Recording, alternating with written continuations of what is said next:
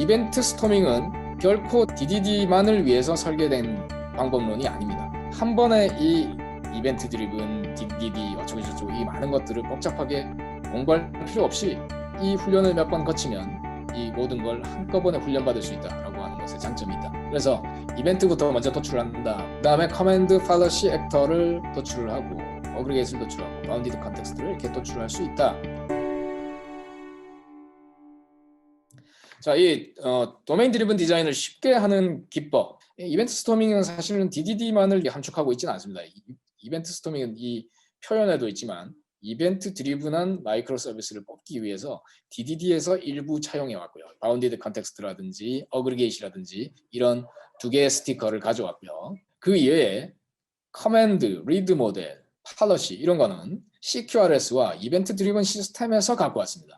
그러니까 뭐냐면 이벤트 스토밍은 결코 DDD만을 위해서 설계된 방법론이 아닙니다. 이거는 이벤트 드리븐 시스템, 그리고 CQRS, 그리고 도메인 드리븐 디자인, 그리고 기존의 UML, 그리고 BPMN 이런 다양한 방법론들의 장점을 모아서 만든 방법론이다라는 거죠. 이탈리아의 어떤 컨설팅 회사가 이것을 개발을 했고요.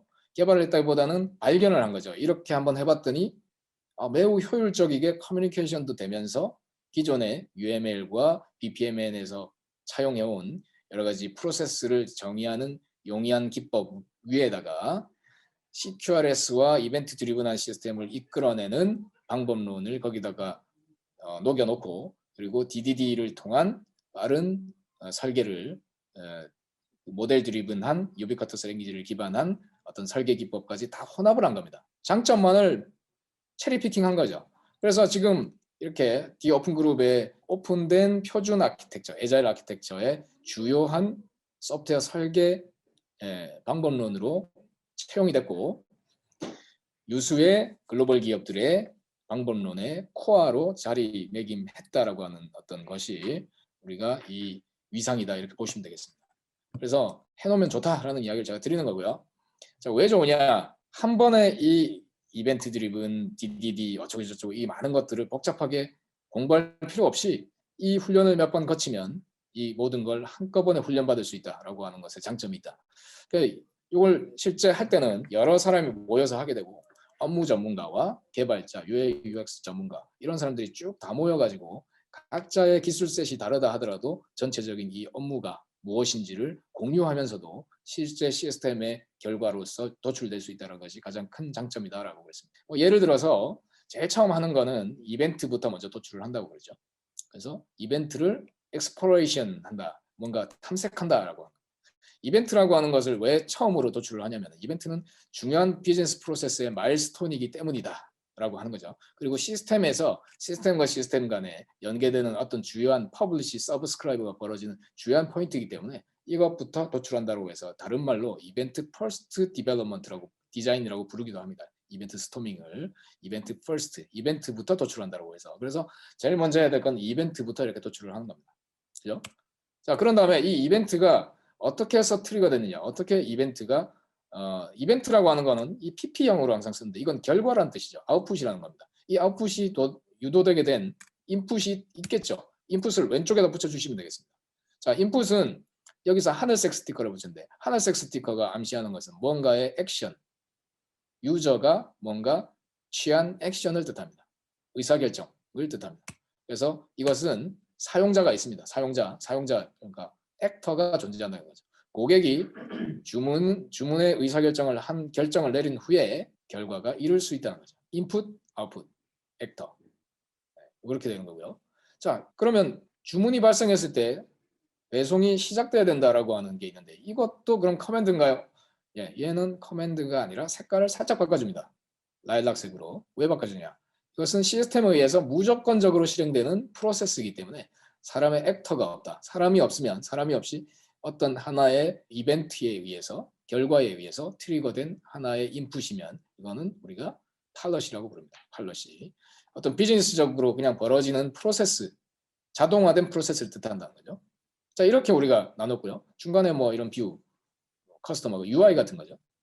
자, 그런 다음에 우리는 어그리게이트라고 하는 거는 인풋과 아웃풋 사이에 들어가는 하나의 시스템을 뜻하고, 이 시스템은 쉽게 이야기해서 데이터베이스와 같다고 보시면 됩니다. 이 인풋과 아웃풋이 뭔가 스테이트 체인지를 벌이게 될 거기 때문에 이 속에 비즈니스 로직도 들어가고 데이터베이스를 처리하는 로직도 들어갈 것입니다. 그걸 우리가 어그리게이트라고 부릅니다. 자, 여기 스티커들에서 도출된 건 DDD에서 차용해 온 건 요 어그리게이트밖에 없습니다. 어그리게이트하고 요 서비스, 커맨드. 자, 이 커맨드라고 하는 표현은 CQRS에서 갖고 온 그 커맨드라고 하는 표현에서 갖고 왔고, 여기 리드 모델, 이것도 CQRS에서 가져온 이야기죠. 그리고 결과, 이벤트, 이 사가 패턴, 그건 이벤트 드리븐 시스템에서 갖고 온 겁니다. 그래서 DDD에 너무 웨이트를 주실 필요가 없습니다. 그래서 이벤트 스토밍은 그냥 이벤트 드리븐한 마이크로 서비스를 잘 뽑는 분석 방법이구나, 이렇게 머릿속에 정리를 하시면 되겠습니다. 자, 그래서 이렇게 나누고 놓고 나면 이걸 이 한 덩어리와 이 한 덩어리가 우리가 애그리게이트 덩어리입니다. 전체의 애그리게이트 덩어리고, 그것을 하나 이상 묶어서 우리가 코어와 서포팅으로 처음에는 나눌 수가 있겠죠. 그러면 이 두 개는 간섭이 줄어들게 되죠. 펍섭 관계에 의해서 이 두 개의 시스템, 오더와 딜리버리라고 하는 이 시스템들은 이제 간섭성이 줄어들었습니다. 어떻게?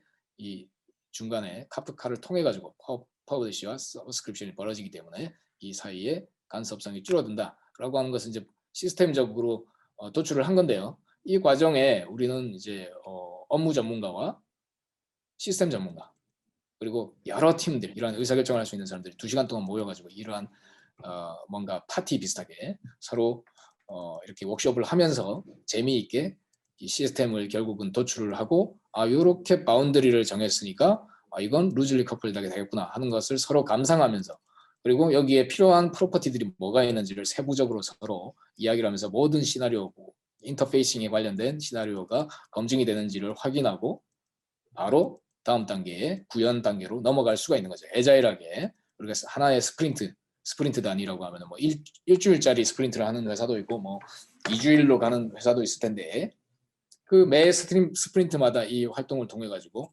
서서히 우리 시스템에 대한 연계에 대한 그 전체 그림을 어떤 벽면에다가 유지하는 것, 그게 이제 이벤트 스토밍이죠.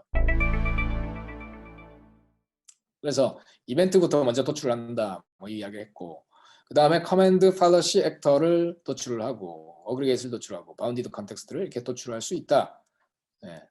그 이야기를 했던 겁니다. 그리고 오케스트레이션과 코레오그래피 이야기했는데, 이 라일락 스티커가 어디에 부착되냐에 따라 가지고 이게 어떤 중앙 집권적인 방식의 프로세스 흐름이 될 수도 있는데, 이건 좋지 않은 방법이고, 보통 마이크로 서비스 아키텍처에서는 코레오그래피 방식으로 간다. 물론 여기에서 이 두 개는 매우 아키텍트들 간의 말들이 많습니다. 뭐냐면 코레오그래피도 양이 많아지니까, 이게 마이크로 서비스의 개수가 많아지면 이 프로세스의 흐름이 사실 잘 안 보이거든요. 이게 어떤 옵저버빌리티가 약간 떨어지는 경우가 생길 수 있습니다.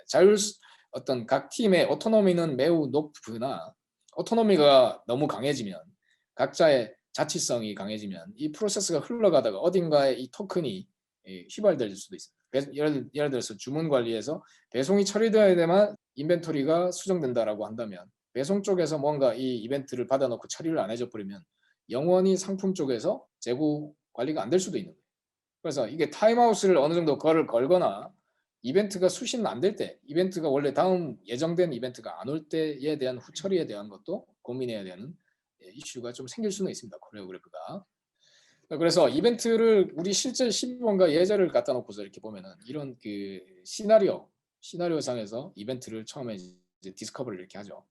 할 때 우리가 이 유저 스토리에서 마지막 결론부에 나오는 이야기들을 기준으로 해서 이벤트를 도출한다고 했습니다. 그 다음에 이제 액터를 찾고, 사람이 뭔가 트리거하는 행위는 커맨드로 해서 인풋을 주면 되고, 시스템적으로 벌어지는 거는 라일락 스티커를 이렇게 쉽게 붙여줄 수 있다라고 그랬고요. 그런 다음에 어그리게이트는 모든 인풋과 아웃풋 사이에다가 끼워 넣을 수 있는데, 이게 데이터 원본이 하나가 돼야 되는 놈이면 이렇게 하나를 묶어주면 된다고 했습니다. 그러면 이것들끼리 자연스럽게 이 덩어리가 나오고, 이 덩어리들을 어떤 식으로 묶을 거냐, 이렇게 중요한 것과 중요하지 않은 것끼리 묶을 거냐, 아니면 팀별로 아예 쪼갤 거냐, 이거는 서서히 시간을 가면서 쪼개갈 수 있다라고 그랬습니다. 가능한 펍섭으로 지금 구성이 다 되어 있는데, 펍섭에서 그러면 세부적인 이 이벤트에 필요한 프로퍼티는 이런 식으로 이제 쭉 표현을 할 수 있다고 그랬고, 이게 충분한지를 우리는 이제 검증을 해야 됩니다. 이 프로퍼티들이 내가 수신한 프로퍼티가 충분하게 내가 배달을 시작하는 데 있어서 데이터를 다 갖고 있느냐. 쭉 봤더니 없다는 거예요. 어드레스가 없다는 거예요. 그래서 주소 정보가 필요하다라고 이렇게 보라색 스티커는 이슈나 뭔가 발생한 문제 뭐 이런 것들 뜻하고요. 이걸 심지어 이렇게 비스듬히 45도 각도로 붙여놓으면 뭔가 해결을 급히 요한다라는 뜻으로 뭐 에자일에서는 이렇게 뭐 스티커를 이런 식으로 활용을 합니다. 그래서 어드레스를 이 팀에서는 이 요청받은 이 주문에 대한 어트리뷰트를 추가를 해줄 수가 있고 이것을 이제 내가 조치했으니까 이렇게 하면 배송팀에서 이걸 확인해서 문제가 없으면 이걸 떼버리겠죠. 자, 그런 식으로 이제 한다는 겁니다. 뭐 재고 수정이다라고 하면 여기도 마찬가지 재고량과 재고량을 수정하려고 하면 상품 아이디어 수량이 있어야 그게 없죠 여기에. 그래서 그걸 추가한 다음에 다시 이렇게 해줄 겁니다. 이 배송팀에서 재고팀을 위해 가지고 그런 식의 속성을 이제 다 디파인을 하고 나면 모든 우리의 요구사항이 내러티브하게 문제없이 쭉 다 흐르도록 설계가 됐다라고 하면 이제 설계가 완전해진 거죠.